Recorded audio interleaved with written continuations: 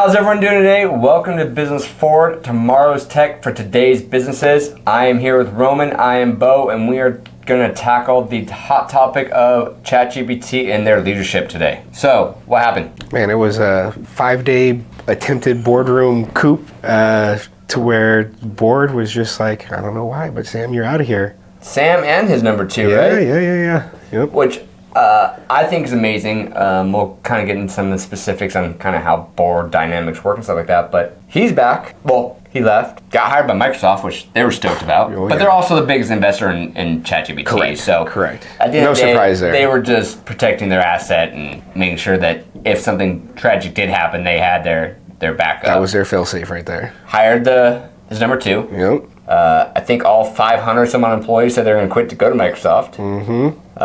Board basically gets fired. New board comes in with some heavy players. Heavy players. Heavy players. And now he's back. Yeah. Like nothing happened. Like nothing happened. And he did you happen to see the interview that he did last night? I did not. Yesterday? Man, like a true G, man. Got asked questions, the number one question that he got asked was, hey, why did they fire you? And, like the stellar lad, that smooth lad that guy is, he was like, that's a question better off to be asked to them, right? And the ones that aren't there anymore. Correct. What a smooth way to answer that. So I think from what I read and listened to and stuff like that, a lot of this came down to the board, who's made up of more good doers. They were wanting society as a whole to become better. Say your favorite word. Philanthropic. There you go. Yep. I tell you, by the time I'm dead, I will be able to say philanthropic. Ooh, there you go. On a daily basis. But they didn't necessarily have the same mindset that he had for the future of AI. And he's even come out and said that there's some scary parts of AI that he acknowledges. Yeah. But yet he still want to push forward with the store, like we had talked about in one of our other things. And some of those, I think, from what I read and what my feel was, that board just wasn't as aggressive as he was. Not only aggressive, but I even think that they were, there's always a unique dichotomy when you get tech leaders and non-tech leaders in the same room trying to, not necessarily have a meeting of the minds, but, understand both levels from the tech business side and the non-tech business side. Yeah. And, think of the internet. Everybody could have said, the internet is going to be this scary thing back in the day, which absolutely, right? And look what it did today, right? Without the internet today, there would be no ChatGPT. What's funny is I'll go back to a real estate reference. I know I talk about real estate a lot, but so when Zillows and these online platforms came, they thought death to the real estate agent. Right. Death to the real estate agent. Everything's going to be online, won't need assistance anymore.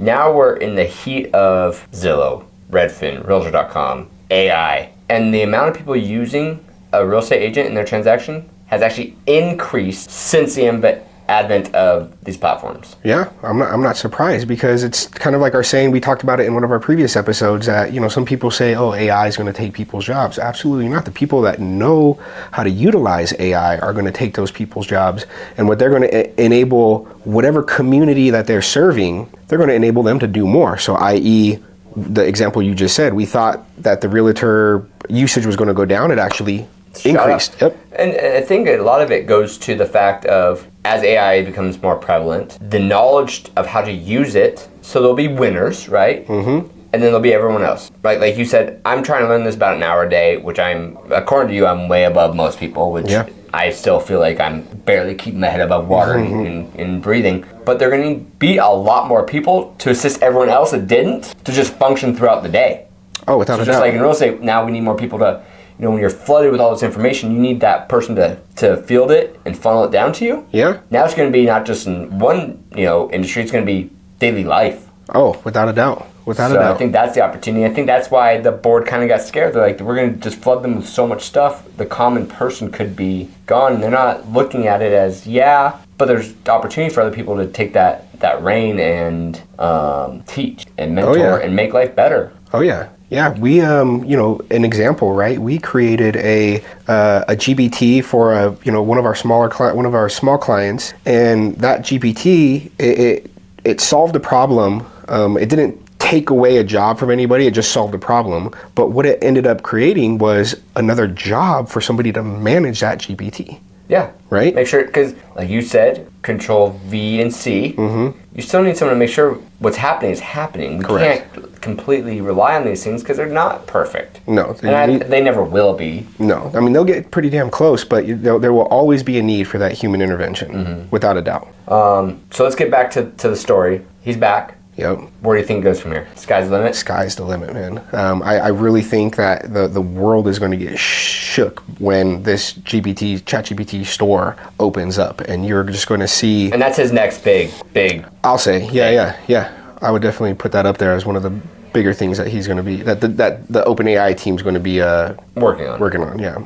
Is OpenAI starting to acquire other smaller AIs? I'm sure they are, man, behind the scenes, without a doubt. Because as you can see, some of those, as you're working through ChatGPT, you're starting to see some more integrations, stuff like that. I don't know if they're partners or acquisitions or what, but they have to be, right? Yeah, and what a great way. It's like... anything, when the internet came out, you essentially create a playground for the people who want to use it, and you can pick and choose from the best. So I'm sure Sam and the team, they're seeing all of these GPTs getting created, and I'm sure that some people have gotten a DM, a call, an email, or something based off of a GPT that they put in there, uploaded or created on ChatGPT, I should say. Okay. And, Sam and company or, a specific team is like, hey, we got to just watch out for this person over here because they're doing some very cool stuff. Yeah. That we would have never thought about before.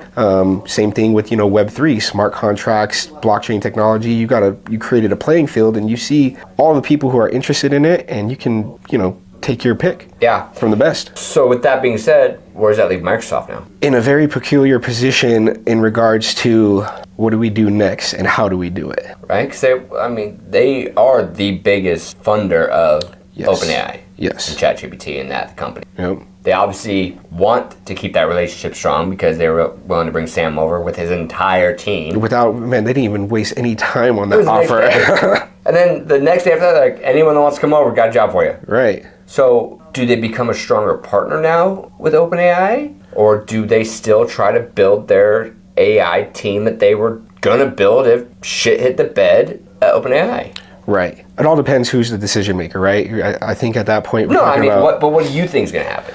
I think that what they should do is they should become a cohesive unit and work together and change the planet for the better. Because really what Microsoft... I'm not that smart, obviously. I'm not the CEO of Microsoft, but they've already invested all this money. They've already shown interest and intrigue, but hurry up offense when they had the opportunity. Oh yes, very hurry up. So there's no secret what they want. Right. They either want ChatGPT, OpenAI, or something just like it. Right. I think they should probably make the strategic move and just acquire them, give them their own, what do they call them, campuses? Right. Yeah. And just say, go, build. Yeah. Build. Here's your sandbox. Here's your wing of Microsoft. Go do your thing. Bring them under the board of Microsoft, which obviously loves them, because those decisions weren't made by a single person, right? They had some emergency midnight phone calls of how much money do we have to pay this guy? Right. And 500 other employees. Right. Let's carve something out. So I think they kind of gave away their... Oh man, they showed a chess move, plain as day there, I think. Right yeah. Come take it. Right. Yep. So I think that's going to be interesting going forward. If they're going to partner with anyone, I think Microsoft is the person to partner with at this point. Yeah. If you're the major donor, right, you're willing to take the team. Take the team. Yeah. Buy the team. Buy who just here in Vegas sold their shares to buy Mavericks? Adelson? Yes. Yeah. They want the team. Buy the team. Yep. That's going to be an interesting conversation where all that money was it Adelson or was it Cuban that sold them? Cuban sold. Right. Adelson bought. Yeah. His wife bought. Right. Very strategic, that purchase right there. Yeah, that's a long-term strategic partnership. That's not about a basketball team. No, not at all.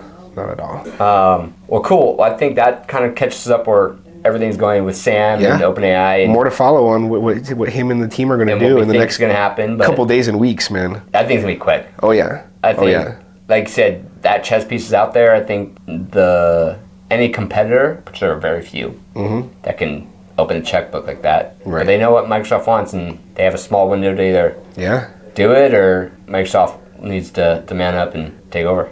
Correct. Well, cool. Thanks, guys. Hope you liked this episode. And if you have any episodes you want us to do, have any questions for the Web3 tech guru or his partner that just asked questions, put them in our DMs, put them in our chats, and we'll see you in the next episode. Have a good one, guys.